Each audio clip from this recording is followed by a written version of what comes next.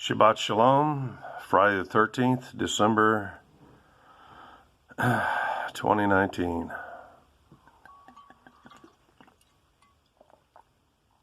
This is part 3. I had to interrupt part 3 because there's no SIM card in this, because I'm protecting myself. No SIM card in this phone. Because YouTube, Alphabet, you people aren't doing it to me again. You're not destroying my phones. I think I want to pick up where I was left off, which is I was trying to describe what it was like to work for my eldest brother, which was totally different than my father. My father was William Wayne Krueger, Krueger,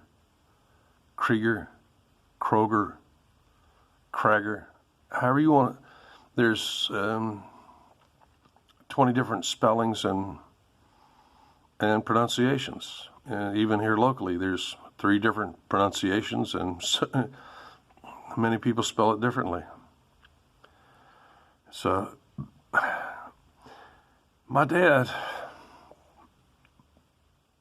was a master of child discipline, and it was just something. Both of my parents were saintly people. My dad, thank God, wasn't one of these new age, huggy, kissy, pussy dads. He was, he trained me in the same style that he was trained, which is to be a father and a son. What you do is you work first. You might go to Skybuys for a Big Red, some hang down, some rat trap cheese, and some crackers and stuff like that, and you go back to work, and then on the weekend, and then you go fishing, and then you have a fish fry for everybody. But not his firstborn child.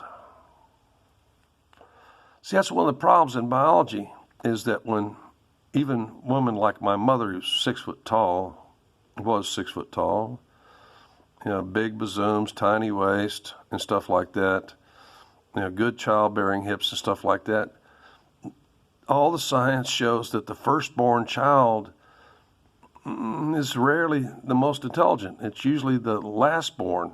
When I was born, actually, I'm an 11-month baby. My mother held me in. She knew what she was.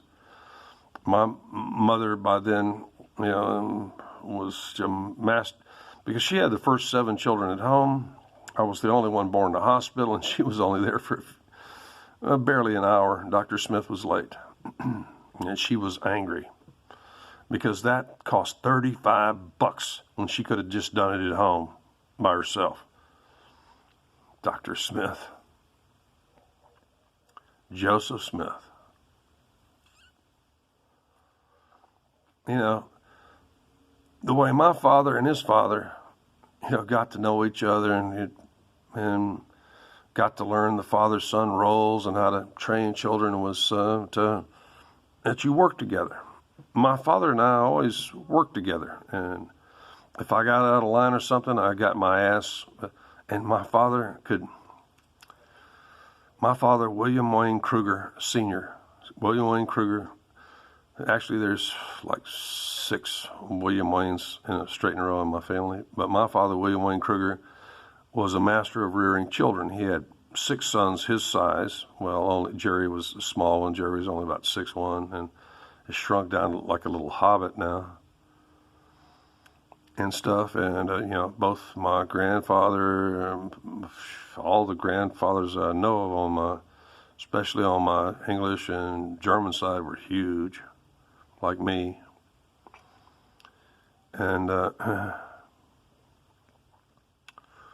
that's how you did it. Is the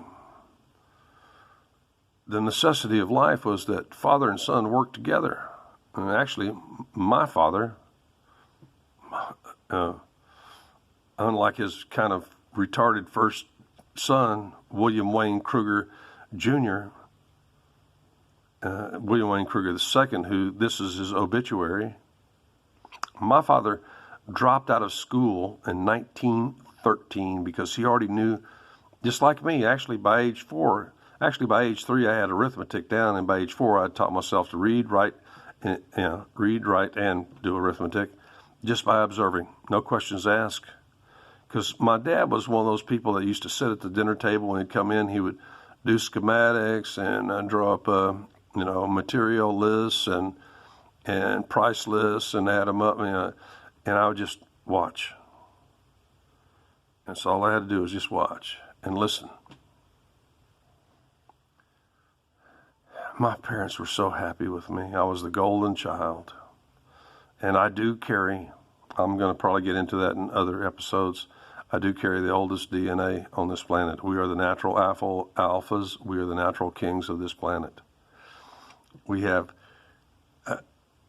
perfect dental arch, 28 teeth, 5 cusp molars, huge brains. It doesn't look like it, but my brain is at least 600 to 1,800 cc's larger than your brain. By 1,800 cc's, that's 1.8 liters bigger than your brain.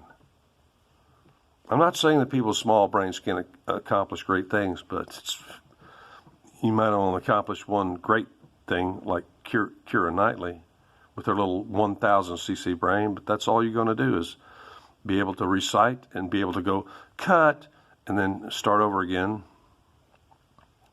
These long monologues and other stuff like that. But that's how I grew up.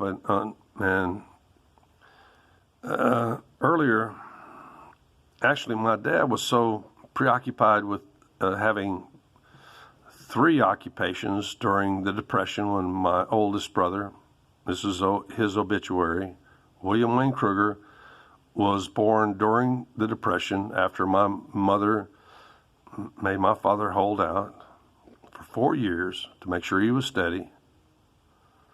And my brother, William Wayne Krueger, was born in the Caldwell, Texas, first ever firehouse, which is solid brick. The upper floor was an entire house, and my family occupied that.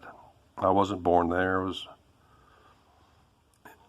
born in another place.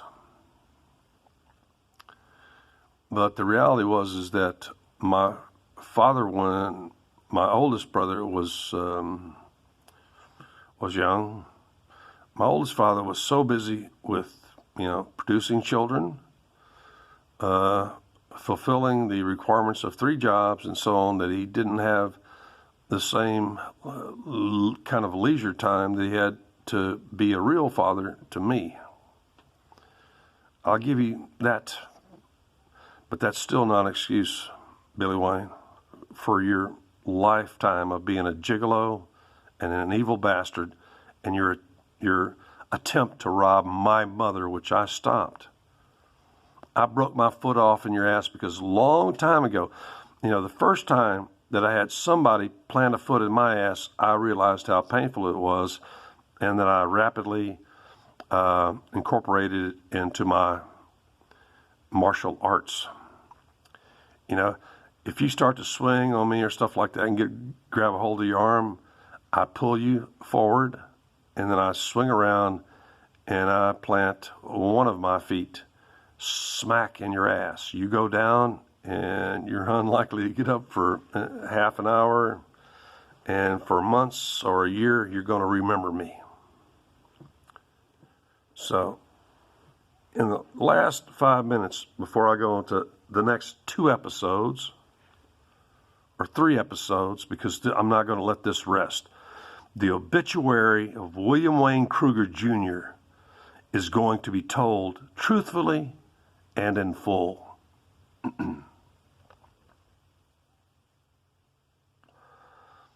When I was 7 years old, my brother Jerry, who's a good person, he was the only one that really, because he was science-minded, although he got his MBA, etc. and went into the oil business. But he's still in the oil business, so highly technical, and he was always. But only my brother Jerry was actually the runt of the family. He was barely an inch taller than all the girls or my mother, and he was several inches shorter than the rest of the males, including my father. But he always encouraged my love of science. And he loved to hang out with me. He would treat me good.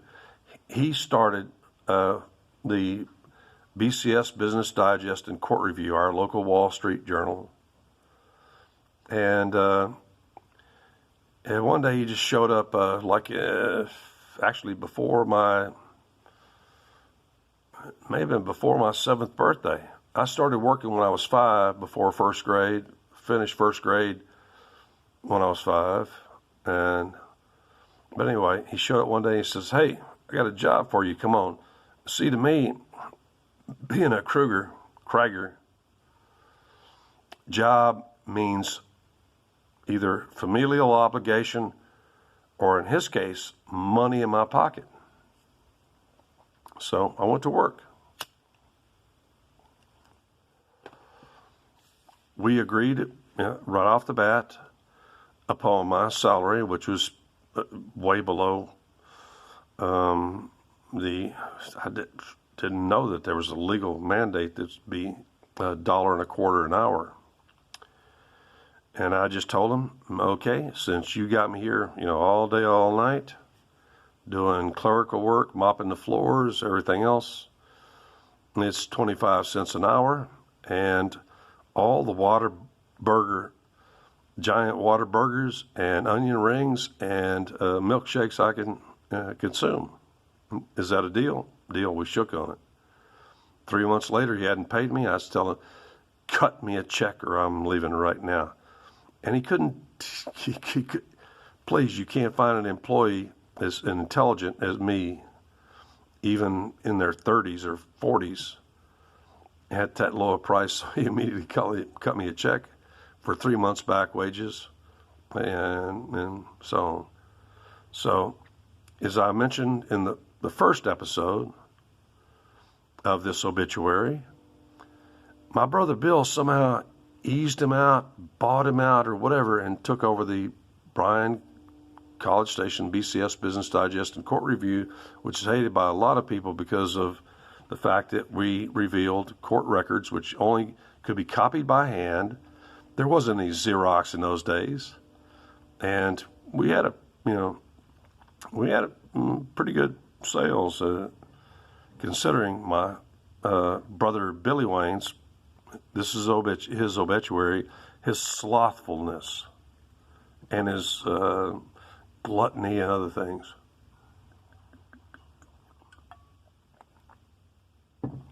So just after a couple of years with Jerry, Billy Wayne took over. And Billy Wayne, I've got a minute and a half to...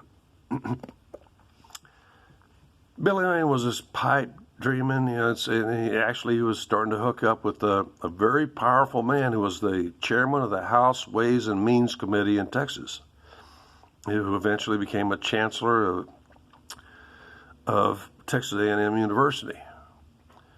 And he became his total ass-licking flunky. But